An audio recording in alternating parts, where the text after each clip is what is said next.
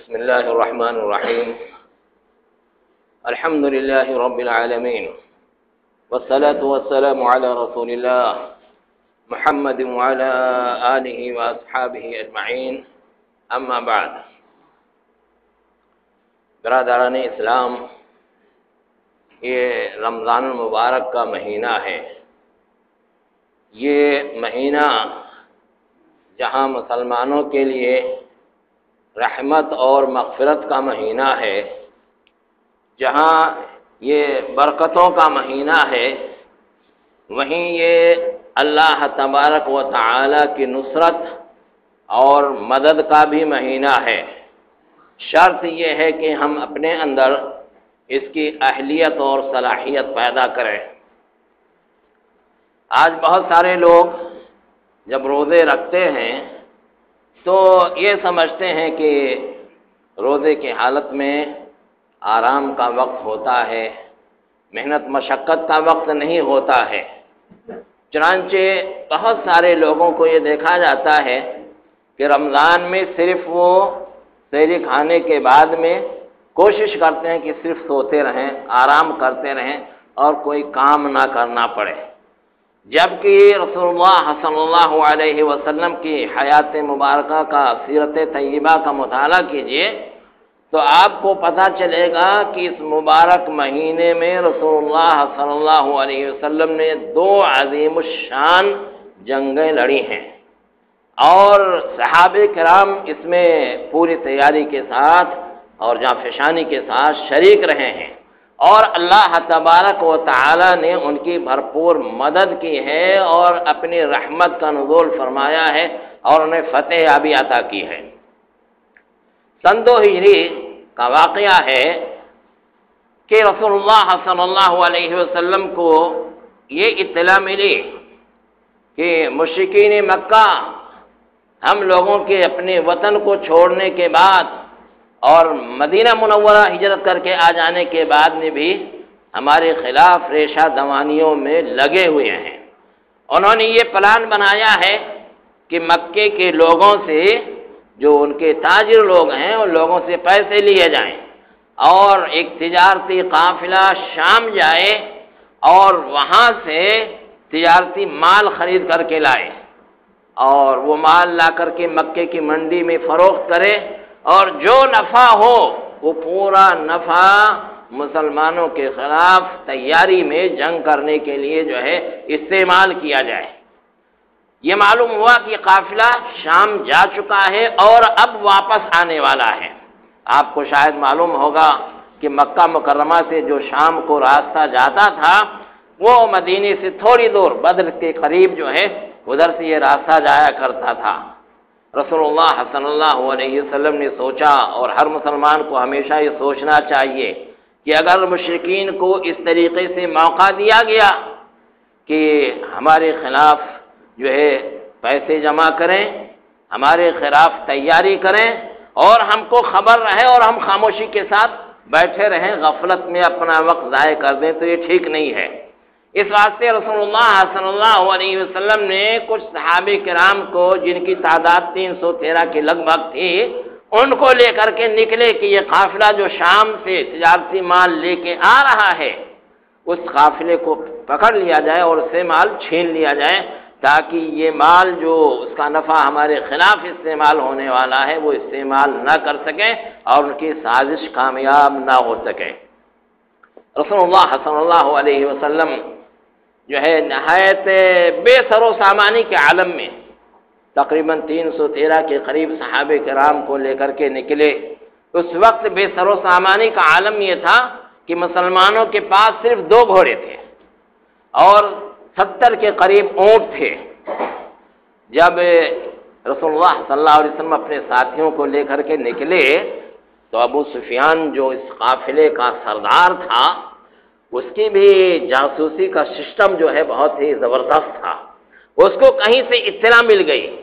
کہ محمد صلی اللہ علیہ وسلم اور ان کے ساتھی اس نیت کے ساتھ نکلے ہوئے ہیں،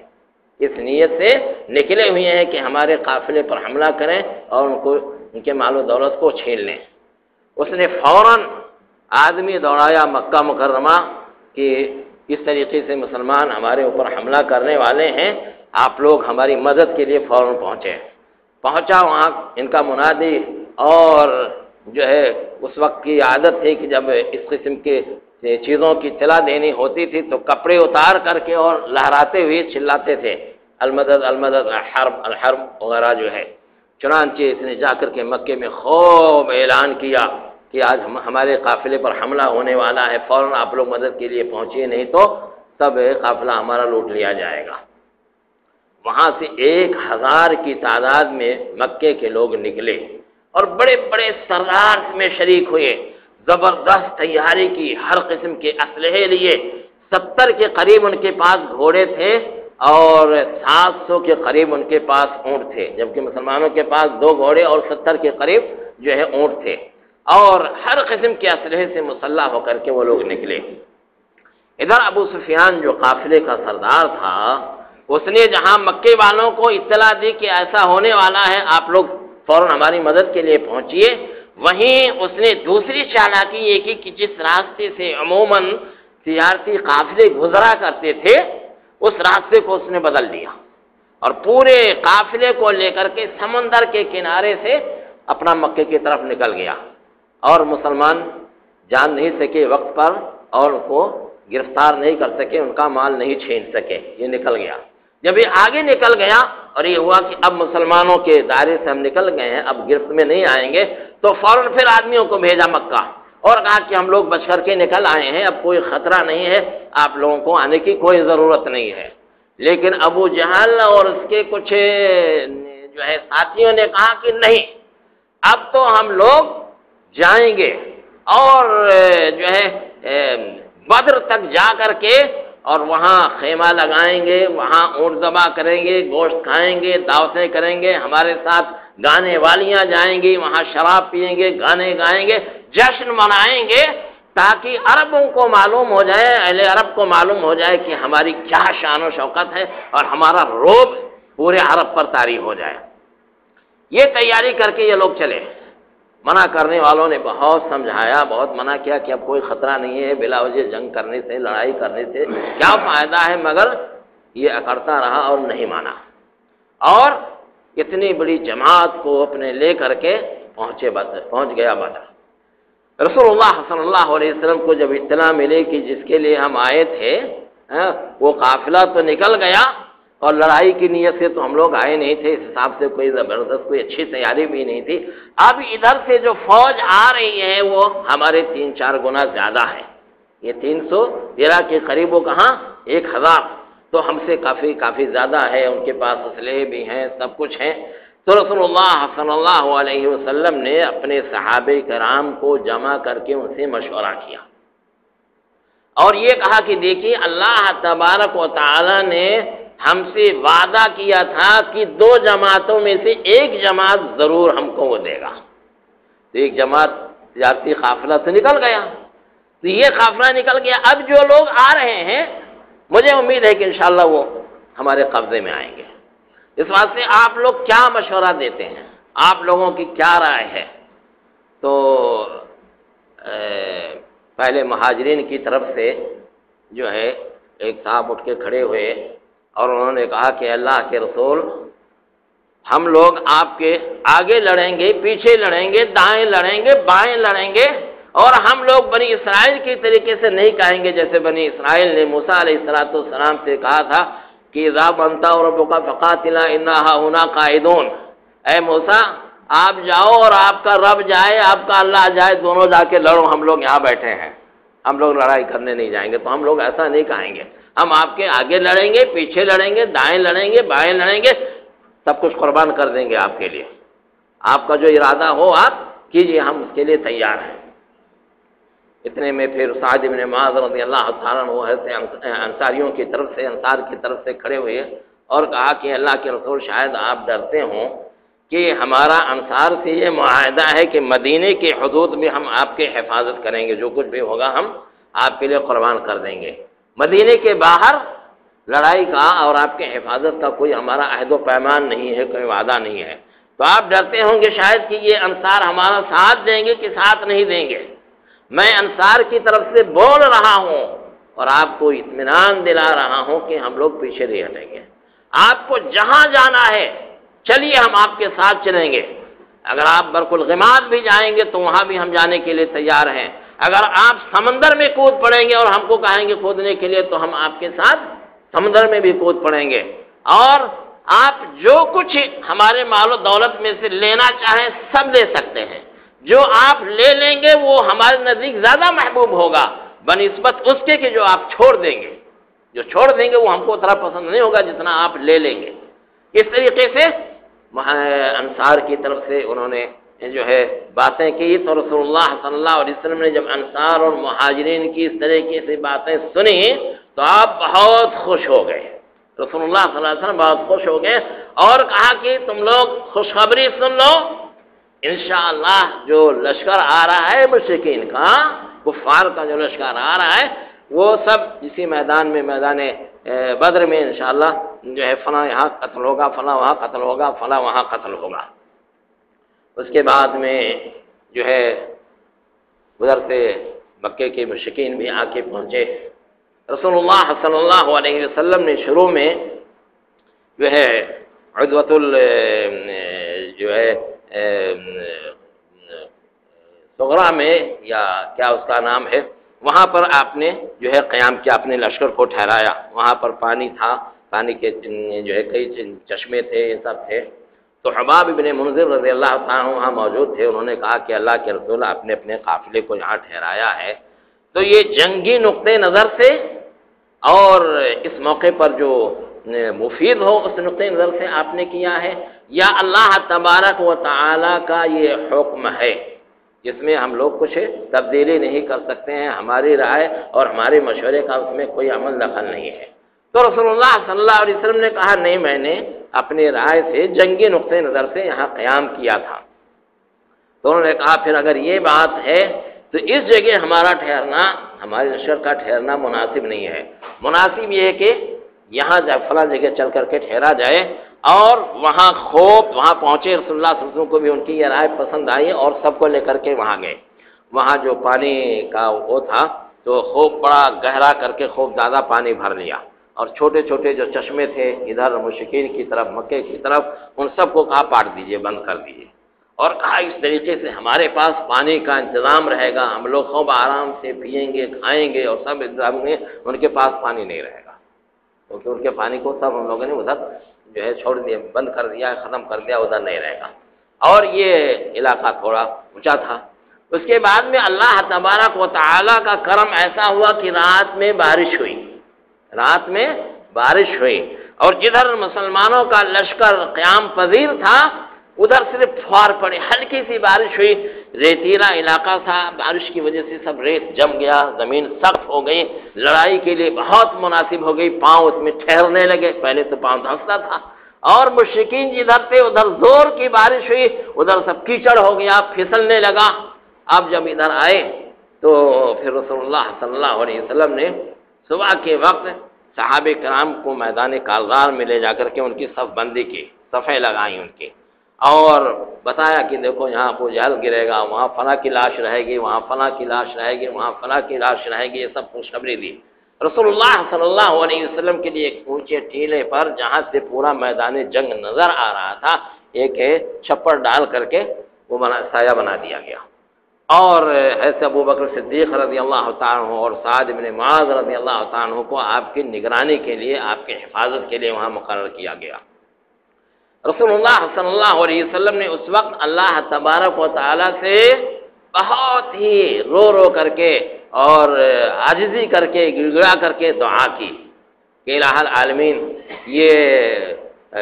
مکے کے قریش جو ہے بڑے گھمنڈ کے ساتھ اور بڑے ناز کے ساتھ یہاں پر آئے ہیں تیری مخالفت کرنے کے لیے اور تیرے نبی کی مخالفت کرنے کے لیے. ان کا ارادہ ہے کہ مسلمانوں کو ختم کر دیا جائے، تیرا کوئی نام لینے والا نہ رہے. اے اللہ، اگر آج یہ جماعت ختم ہو گئی تو پھر کوئی تیرا نام لینے والا نہیں رہ جائے گا. بہرحال گڑگڑا کر کے دعا کہ اللہ تم مدد فرما. اور اس کے بعد میں جو ہے جنگ شروع ہو گئی. جنگ شروع ہوئی. رسول اللہ صلی اللہ علیہ وسلم اپنے کٹیا میں صاحبان میں جو ہے ٹھہرے ہوئے ہیں اور آپ نے جو اس وقت دعا کرنا شروع کیا ہے، اللہ تو مدد فرما، تو نے وعدہ کیا تھا کہ مسلمانوں کی مدد فرمائے گا، ہماری مدد فرمائے گا، کافروں کو شکست دے گا، تو ایسے انہماک کے ساتھ اور ایسے آہوزاری کے ساتھ دعا کیا کہ اس بے خودی میں آپ کی چادر گر گئی اور آپ روتے جاتے تھے اور دعا کرتے جاتے تھے، یہاں تک کہ حضرت ابوبکر صدیق رضی اللہ تعالیٰ عنہ نے کہا کہ یا رسول اللہ بس کیجیے، اب اللہ کی مدد آئے گی۔ اور اس کے بعد میں جو مدد آئی ہے، اللہ تبارک و تعالیٰ نے فرشتوں کو بھیجا ہے، اور اس کے بعد میں جو جنگ شروع ہوئی ہے تو جو ہے بس جو ہے ایسا لگتا تھا کہ یہ مسلمانوں کے ہاتھ میں دے دیے گئے، ان کو مارتے تو یہ گرتا، ان کو مارتے تو وہ گرتا۔ کہتے ہیں عبداللہ بن مسعود رضی اللہ تعالیٰ کہ رسول اللہ صلی اللہ علیہ وسلم نے جہاں جہاں بتایا تھا کہ یہاں فلاں کی لاش رہے گی، یہاں فلاں کی لاش رہے گی، وہاں فلاں کی لاش رہے گی، قسم خدا کی جہاں آپ نے اشارہ کیا تھا وہیں ان کی لاش ملی اور کہیں دوسرا نہیں۔ اور تھوڑی دیر میں مشرکین کے صفوں میں بھگدڑ مچ گئی، مسلمان دوڑا دوڑا کر کے پکڑتے تھے اور مارتے تھے، 70 بڑے بڑے جغادریوں کو ان کے جو ہے اور بڑے بڑے جودھا لوگوں کو مار گرایا، اور 70 کے قریب پکڑ کر کے رسیوں میں جکڑ کر کے باندھ کر کے ان کو لے کر کے آئے۔ اس کے بعد میں پھر مشورہ کیا رسول اللہ صلی اللہ علیہ وسلم نے کہ یہ 70 لوگ جو پکڑ کر کے آئے ہیں ان کے بارے میں کیا کیا جائے۔ سب سے پہلے تو یہ ہوا کہ 3 دن رسول اللہ صلی اللہ علیہ وسلم نے بدر میں جنگ ختم ہونے کے بعد میں وہاں عربوں کے رواج کے مطابق قیام کیا، اور جو ہے ان کے جو بڑے بڑے سردار مارے گئے تھے، وہاں ایک پرانا کنواں تھا جس میں منڈیر کچھ نہیں تھا، چوڑا اوڑا کی طرح تھا، ان کی لاشیں کہا کہ ان کو سب کھینچ کر کے لا کے اس میں ڈال کر کے اور مٹی ڈال کر کے پاٹ دو، ختم کر دو، اوپر کسی کی بھی لاش چاہے مسلمان ہو یا کافر ہو، کسی کی لاش باہر پڑے رہے، چیل کوے کھائیں، بے حرمتی ہو، بے عزتی ہو، ٹھیک بات نہیں، انسان ہے بہرحال، تو ان کی لاشیں ان میں ڈال دی گئی۔ 3 دن کے بعد میں رسول اللہ صلی اللہ علیہ وسلم وہاں سے سفر کیا، صحابہ کرام سے مشورہ کیا کہ یہ جو لوگ پکڑے گئے ہیں ان کو کیا کیا جائے۔ تو حضرت عمر رضی اللہ تعالی عنہ اور کچھ اور صحابہ کرام کی رائے تھی کہ یہ پہلی جنگ ہے، اور اس جنگ میں اللہ تبارک و تعالی نے مسلمانوں کو فتح عطا کیا ہے۔ کم تعداد ہونے کے باوجود اور اسلحوں کی کمی کے باوجود اللہ تبارک و تعالی نے مسلمانوں کو فتح اور کامرانی عطا کی۔ اس تاریخ واقعے سے، اس تاریخی جنگ سے ہم لوگوں کو ہمیشہ درس لینا چاہیے، سبق سیکھنا چاہیے کہ مسلمان کبھی اسلحے پر بھروسہ نہیں کرتا ہے،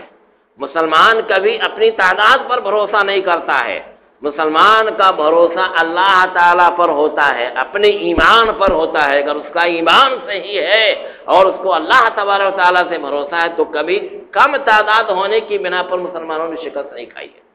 کبھی اسلحے کی کمی کی بنا پر مسلمانوں نے شکست نہیں کھائی ہے۔ مسلمانوں کو جب بھی کہیں شکست ہوئی ہے تو کس بنا پر؟ ان کے اندر کچھ غداروں کی ہونے کی بنا پر، ان کے ایمان کی کمزوری کی بنا پر، اور کچھ دوسرے اسباب کی بنا پر، کبھی بھی اپنے کم تعداد۔ اس واسطے مسلمانوں کو اپنی کم تعداد لوگ بہت ڈراتے ہیں، ارے مسلمان اقلیت میں ہے، اس کو ذرا بہت ڈر کے رہنا چاہیے، بہت بچ کے رہنا چاہیے۔ ٹھیک ہے، بچ کے رہو، احتیاط کرو، وہ سب الگ بات ہے، لیکن کبھی موقع آ جائے اور ایسی بات آ جائے تو جیسے رسول اللہ صلی اللہ علیہ وسلم تو اس لڑائی کی نیت سے گئے نہیں تھے، جو مسلمانوں کے خلاف سازش ہو رہی تھی، تیاریاں چل رہی تھی، اس تیاری کو ناکام بنانے کے لیے گئے تھے، اور تیاری بھی ویسے نہیں تھی، مگر جب مقابلہ ہو گیا اور وہ آگے تو پھر پیٹ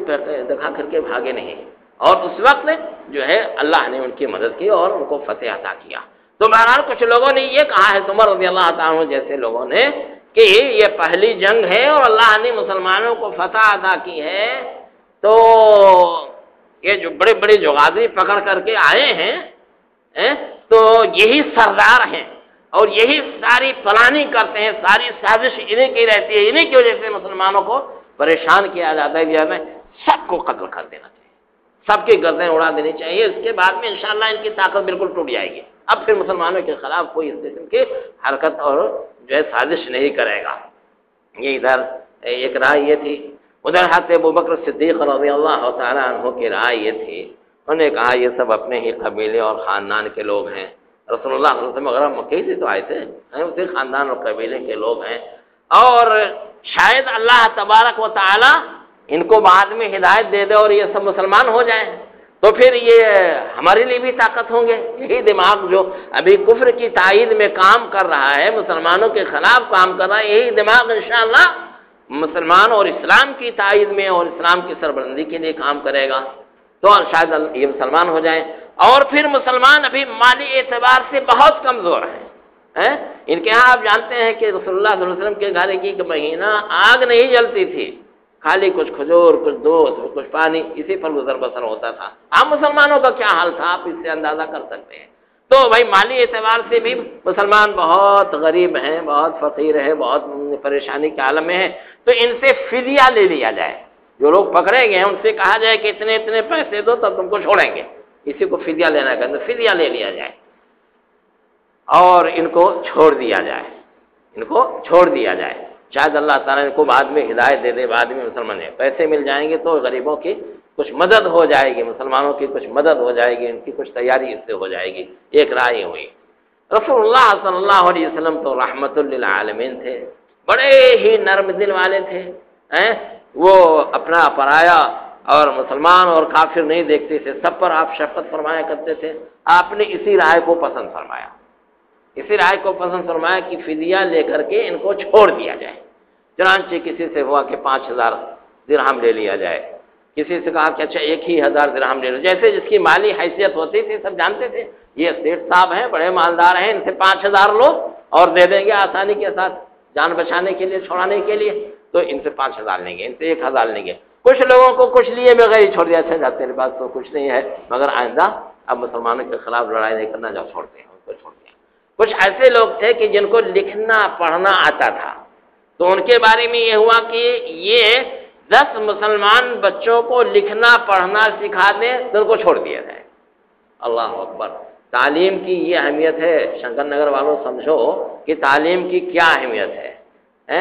مشرک ہیں، آپ کے دشمن ہیں، مسلمان نہیں ہیں، آپ کے دشمن ہیں، مشرک ہیں اور جنگ میں پکڑ کر کے آئے ہیں، ان کے فدیے کی بات ہے، مگر کیا لکھنا پڑھنا جانتے ہیں؟ تو یہ کہا جا رہا ہے کہ یہ 10 بچوں کو لکھنا پڑھنا سکھا دیں، ان کو چھوڑ دیا جائے۔ تعلیم کی یہ قیمت ہے، 10 بچوں کو لکھنا پڑھنا سکھا دیں، ان کو چھوڑ دیا جائے۔ اب غور کیجئے کہ استاذ کا ہمیشہ مسلمان ہی ہونا ضروری نہیں ہے۔ اگر کوئی علم ایسا ہے کہ اس کو اچھی طریقے سے غیر مسلم جانتا ہے، پڑھا سکتا ہے،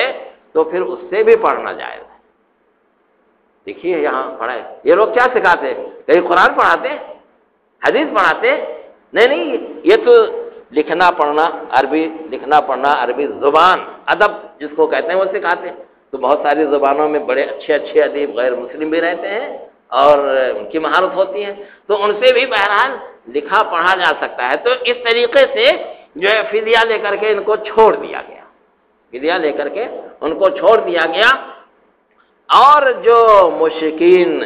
1000 کی تعداد میں اسلحوں کے ساتھ بڑے گھمنڈ کے ساتھ نکلے تھے کہ جشن منائیں گے جا کر کے بدر میں، اور پورے عرب میں ہمارا جو ہے ڈنکا بجے گا، روب داب ہو جائے گا، سب ہم سے گھبرانے لگیں گے، ڈرنے لگیں گے، ان کی یہ حالت ہوئی، ان کی یہ حالت ہوئی۔ تو اس واسطے جو ہے یہ رمضان مبارک کی 17 تاریخ کی، کل 17 رمضان تھا، تو مجھے یاد نہیں آیا کہ 17 رمضان ہے، آج اس واقعے کو پیش کرنا چاہیے۔ 17 رمضان کا یہ واقعہ ہے۔ اللہ تبارک تعالیٰ نے اس پریشانی کے عالم میں، کمزوری کے عالم میں، اس مبارک مہینے میں مسلمانوں کو یہ فتح عطا فرمایا تھا۔ اب آپ غور فرمائیے کہ اگر جنگ کی جا سکتی ہے اس مہینے میں، تو ہم لوگ اپنا کاروبار نہیں کر سکتے کیا؟ ہم کوئی اور دین کا کام نہیں کر سکتے کیا؟ اس واسطے اس مبارک مہینے کو صرف سونے کے لیے، غفلت کے لیے اور کاروبار کو چھوڑ کر کے عیش و آرام کرنے کے لیے نہیں سمجھنا چاہیے۔ یہ مہینہ عام مہینوں کی طرح سے ہے، اس میں جہاں عبادتوں میں خوب محنت کرنی چاہیے، روزہ رکھنا چاہیے، جتنا موقع ملے قرآن کی تلاوت کرنی چاہیے۔ بھئی موقع تو ہمارے پاس بہت رہتا ہے، صحیح بات یہ ہے کہ شنکر نگر والوں کے پاس تو بہت موقع ہے، دن بھر یہی نہیں سمجھ میں آتا ہے کہ کیسے یہ دن کاٹیں، کہاں کیسے ہو۔ 1 گھنٹہ 2 گھنٹہ قرآن پڑھنے کے لیے یا کچھ نفلی نمازیں پڑھنے کے لیے یا کوئی اور نیک کام کرنے کے لیے بہت رہتا ہے۔ تو بہرحال اپنا کاروبار بھی کیجیے جو جائز ہے، اس کے ساتھ جو ہے عبادتیں بھی دل کھول کر کے کیجیے، تراویح کی نماز میں شریک ہوئیے، تہجد کی نماز پڑھیے، قرآن کی تلاوت کیجیے، اور کوئی بھی محنت مشقت کا کام آ جائے اس سے کبھی نہیں گھبرانا چاہیے۔ بہرحال یہ مہینہ جہاں اللہ کی رحمت کا مہینہ ہے، مغفرت کا مہینہ ہے، وہیں مسلمانوں کی نصرت اور قوت کا بھی مہینہ ہے۔ اسی مہینے میں مکہ بھی فتح ہوا تھا۔ 20 تاریخ کو کل انشاءاللہ اگر 20 تاریخ کو ہم رہیں گے، موقع ملے گا تو انشاءاللہ اس کے بارے میں بھی ہم روشنی ڈالیں گے اور بتائیں گے۔ تو بہرحال اللہ تبارک تعالیٰ سے ہم لوگوں کو دعا کرنا چاہیے کہ الہ العالمین پھر ہمارے اندر وہ ایمانی قوت جو ہے پیدا فرمائے، اور ہم کو وہ جوش، وہ طاقت، وہ ہمت عطا فرمائے کہ ہم چاہے اقلیت میں رہیں، چاہے اکثریت میں رہیں، چاہے جس حالت میں رہیں، اپنا ایمان ہمارا مضبوط رہے، اپنا اتحاد اور اتفاق ہمارا جو ہے ثابت رہے، ہمارے اندر اختلاف نہ ہو، انتشار نہ ہو، ایمانی کمزوری نہ ہو، برائیاں نہ ہو۔ برائیوں کی وجہ سے بھی شکست ہوتی ہے۔